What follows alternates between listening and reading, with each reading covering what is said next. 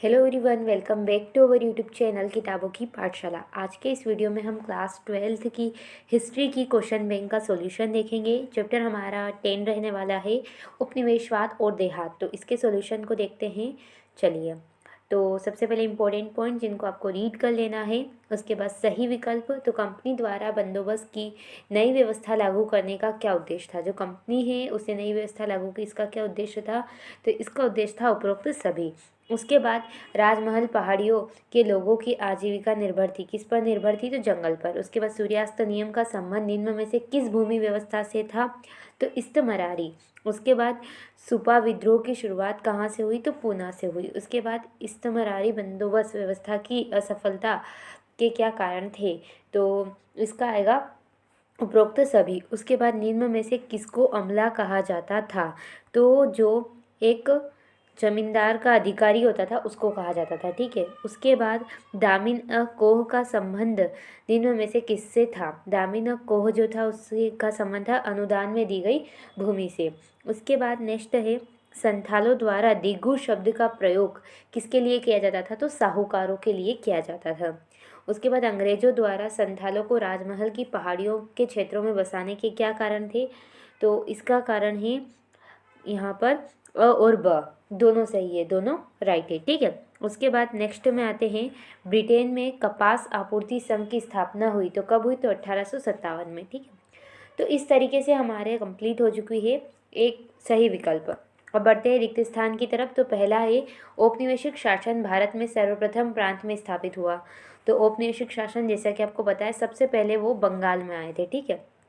उसके बाद बटाईदार वो किसान होते हैं जो कि जमीन पर खेती करते हैं, जो कि जोतदार की ज़मीन पर खेती करते हैं। ठीक है। उसके बाद अमेरिकी गृह युद्ध ने भारत के व्यापार को अत्यधिक बढ़ावा दिया, कपास व्यापार को। ठीक है। कपास का जो व्यापार था उसको बढ़ावा दिया। उसके बाद प्रसिद्ध सर्वेयर फ्रांसीसी बुकानन पेशे से क्या थे? चिकित्सक थे। ठीक है, एक डॉक्टर थे।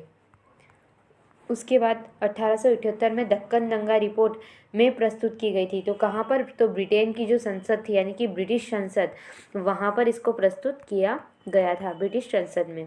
उसके बाद अगला क्वेश्चन है हमारे सामने, रिक्त स्थान रिपोर्ट भारत में ईस्ट इंडिया कंपनी के शासन के स्वरूप ब्रिटिश संसद में गंभीर वाद विवाद का विषय बनी। तो कौन सी रिपोर्ट? तो 5वीं रिपोर्ट। ठीक है, 5वीं रिपोर्ट, ये रिपोर्ट का नाम है। उसके बाद मद्रास और बम्बई प्रांत में बंदोबस्त व्यवस्था लागू की गई थी।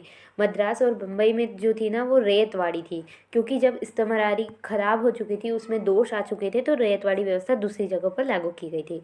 उसके बाद किसानों और ओप के लिए औपनिवेशिक बंदोबस्त में शब्द का प्रयोग किया जाता है। किस शब्द का? तो रैयत। रैयत यानी किसान। उसके बाद आमतौर पर किसानों की वफादारी शासकों से ज़्यादा अपने के प्रति होती थी। शासकों के ज़्यादा जो उनके जमींदार थे, शासकों से ज़्यादा जमींदारों के प्रति वफादारी होती थी।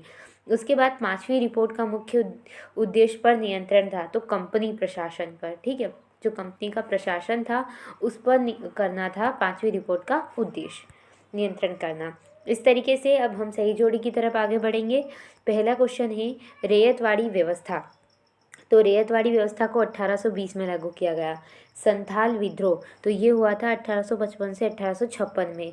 फिर फ्रांसीसी बुकानन, तो ये है एक चिकित्सक व सर्वेक्षण। ठीक है। उसके बाद डेविड रिकॉर्ड, तो डेविड रिकॉर्ड जो थे वो ब्रिटिश अर्थशास्त्री जो थे उनसे संबंधित थे। ठीक है। उसके बाद दक्कन दंगा आयोग की रिपोर्ट, तो दक्कन दंगा आयोग की रिपोर्ट 1861 में। उसके बाद अमेरिकी गृह युद्ध, तो अमेरिकी गृह युद्ध का क्या आ जाएगा? उत्तर भारतीय राज्यों में।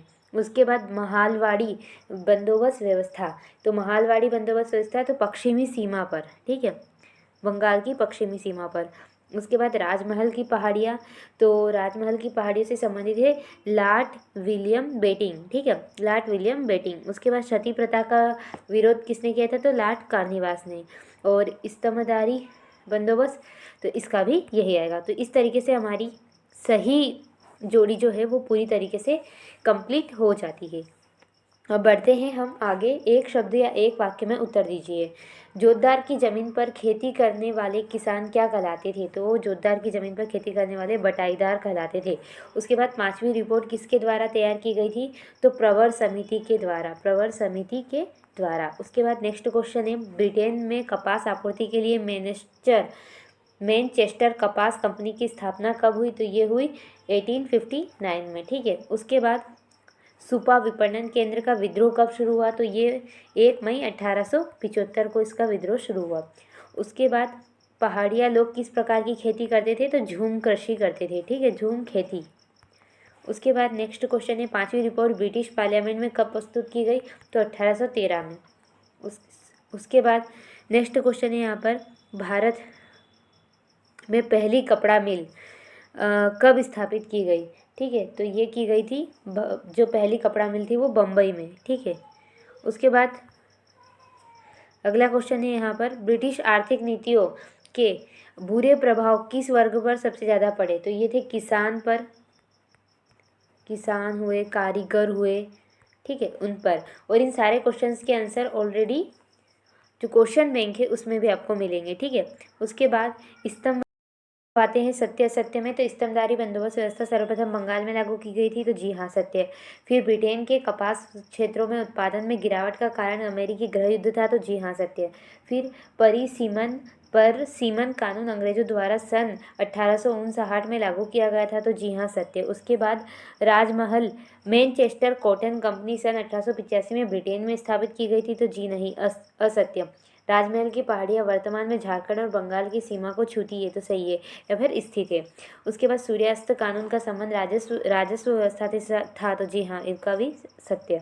उसके बाद ब्रिटिश औपनिवेशिक शासन सर्वप्रथम बंगाल में स्थापित हुआ था। तो जी हाँ, इसका भी सत्य। उसके बाद इस्तमरारी जो बंदोबस्त है वो 1793 में लॉर्ड वेलेजली ने लागू किया था। तो जी नहीं, इसका आएगा असत्य। उसके बाद इस्तमरारी बंदोबस्त व्यवस्था में जमींदार जागीर का भूस्वामी न होकर राज्य का समाहर्ता यानी संग्राहक था। तो जी हाँ, सत्य।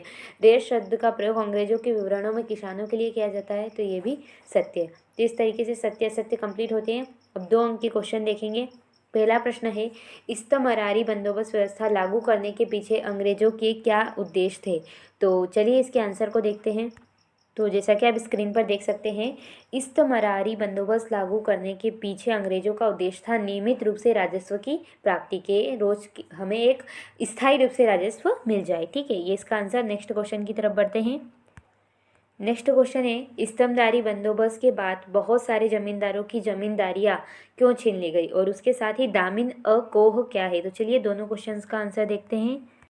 तो जैसा कि आप स्क्रीन पर देख सकते हैं, इस्तमरारी बंदोबस्त के बाद कुछ प्रारंभिक दशकों में जमींदार अपनी राजस्व मांग को अदा करने में बराबर कोताही करते रहे, जिसके परिणाम स्वरूप राजस्व की बकाया रकमें बढ़ती गई, जिससे जमींदार राशि नहीं चुका पाए और उनकी जमींदारियां छीन ली गई। तो ये दूसरे का आंसर। तीसरा क्वेश्चन था, जमीन के काफ़ी बड़े इलाके को दामिन अ कोह के रूप में सीमांकित कर दिया गया था। दामिन अ कोह क्या है? तो एक ज़मीन का बहुत बड़ा इलाका, इसे संथालों की भूमि घोषित कर दिया गया। उन्हें इस इलाके के भीतर रहना था, हल चलाकर खेती करनी थी और स्थायी किसान यानी कि कृषक बनना था। तो ये तीसरे का आंसर। तो दूसरे और तीसरे का स्क्रीनशॉट। चलिए बढ़ते हैं क्वेश्चन बैंक की तरफ। सो नेक्स्ट क्वेश्चन है हमारा यहाँ पर, कुदाल और हल के प्रतीकों का प्रयोग किन के लिए किया गया था और लाठियाल क्या होते थे? कुदाल और हल के प्रतीक तथा लाठियाल, तो इन दोनों को देखते हैं, चौथा और पांचवा को। तो जैसा कि आप स्क्रीन पर देख सकते हैं, पहाड़ियों के जीवन का प्रतीक कुदाल को माना गया, वही संथालों के जीवन का प्रतीक हल को माना गया। ठीक है, तो ये चौथा कंप्लीट। उसके बाद लाठियाल पांचवा। तो लाठियाल शाब्दिक अर्थ है जिस व्यक्ति के पास लाठी यानी कि डंडा हो। ये जमींदार के लठेत यानी कि डंडेबाज पक्षधर होते थे। ठीक है, तो जमींदार से संबंधित जो लोग रहते थे, जो जमींदार के लिए किसी के लिए से भी लड़ाई कर सकते थे, किसी से भी लड़ाई मोल ले सकते थे, तो उनको लाठियाल कहा जाता था। और पहाड़ियों का प्रतीक कुदाल को और संथालों के जीवन का प्रतीक हल को माना गया है। ठीक है, तो स्क्रीनशॉट ले लीजिएगा। चलिए बढ़ते हैं क्वेश्चन बैंक की तरफ। सो अब नेक्स्ट क्वेश्चन है हमारे सामने, एक्वा टिंट क्या होते हैं और दिगु का शाब्दिक अर्थ बताइए, और ये किसानों में इतने अलोकप्रिय क्यों थे? तो चलिए इन दोनों क्वेश्चंस का आंसर एक साथ देखते हैं। तो जैसा कि आप स्क्रीन पर देख सकते हैं, सबसे पहले एक्वाटिंट, तो इसको ताम्र पट्टो उत्कीर्ण कहा जा सकता है। यह एक तस्वीर होती है जो ताम्र पट्टी में अम्ल की सहायता से चित्र के रूप में कटाई करके छापी जाती है। ठीक है, तो एक ताम्र की पट्टिका होती है, उसके ऊपर अम्ल की सहायता से चित्र बनाया जाता है, उसी को ताम्र पट्टो उत्कीर्ण या फिर एक्वाटिंट कहा जाता है। तो ठीक है, ये हो गया। उसके बाद अगला क्वेश्चन तो दिगु वाला था। तो दिगु अंग्रेजों के साथ हिंदू जमींदार, उनके कारिंदे, ठेकेदार आदि के लिए प्रारंभ में दिगु शब्द का प्रयोग आदिवासी करते थे। दिगु साहूकार लोग बहुत ऊंची दर पर ऋण लगाते थे तथा कर्ज अदा न किए जाने की सूरत में जमीन पर ही कब्जा कर लेते थे, इसलिए किसानों को यह अलोकप्रिय थे। यानी कि दिगु वो लोग थे जो किसानों को कहीं ना कहीं कर्ज देते थे और कर्ज न अदा करने पर उनकी ज़मीन छीन लेते थे। यानी कि एक बड़ा वर्ग, एक अभिजात वर्ग जो था उसको दिगु कहा जाता था। साहूकार हुए, जमींदार हुए, ठेकेदार हुए। ठीक है, तो ये आंसर है, इसका भी स्क्रीनशॉट और इसका भी। चलिए बढ़ते हैं क्वेश्चन बैंक की तरफ। अब नेक्स्ट क्वेश्चन है हमारे सामने यहाँ पर, संथाल विद्रोह कब और किसके नेतृत्व में हुआ? साथ ही सूर्यास्त कानून क्या था, ये किस बंदोबस्त व्यवस्था से संबंधित था, और ग्रामीण क्षेत्रों में जोतदार अक्सर जमींदारों से अधिक शक्तिशाली क्यों होते थे? जो जोतदार थे वो ज़्यादा शक्तिशाली होते थे एज़ कम्पेयर टू जमींदार, तो इसका क्या कारण है? तो 8, 9 और 10 को एक साथ देखते हैं। तो 8वें क्वेश्चन का आंसर, संथाल विद्रोह 1855 से 56 में हुआ था। 1855 से 56 में संथाल विद्रोह का नेतृत्व करने वाले दो भाइयों सीधो और कान्हू ने अंग्रेजों के दांत खट्टे कर दिए थे। ठीक है, तो ये 8वें का आंसर है। 9वें का आंसर, सूर्यास्त विधि। तो देखो, सूर्यास्त विधि जो थी या कानून के अनुसार यदि निश्चित तारीख को सूर्य अस्त होने तक भुगतान नहीं होता तो जमींदारी को नीलाम किया जा सकता था। यह इस्तमरारी बंदोबस्त से संबंधित है। ठीक है, उसके बाद जो 10 नंबर का क्वेश्चन है कि गांव में जोतदार की शक्ति जमींदारों की ताकत की अपेक्षा अधिक प्रभावशाली होती थी, क्योंकि जमींदार के विपरीत जो शहर में रहते थे, जमींदार कहाँ रहते थे? शहर में, और जोतदार गांव में रहते थे, और गरीब जो ग्रामवासी थे वो काफ़ी बड़ा वर्ग सीधे उनके नियंत्रण में था, सीधे उनके टच में था, इसलिए जोतदार ज़्यादा पावरफुल थे जमींदार से। ठीक है, तो 8, 9 और 10, तो ये 10 का स्क्रीनशॉट तीनों क्वेश्चंस का। चलिए बढ़ते हैं क्वेश्चन बैंक की तरफ। सो फ्रेंड, इस तरीके से हमने प्रश्न क्रमांक 10 तक कर लिए हैं। जो आगे के क्वेश्चन है वो हम पार्ट 2 में देखेंगे। आई होप इस वीडियो से आपकी हेल्प हुई होगी। अगर हेल्प हुई हो तो प्लीज़ वीडियो को लाइक करें, शेयर करें, सब्सक्राइब करें। Thanks for watching. धन्यवाद।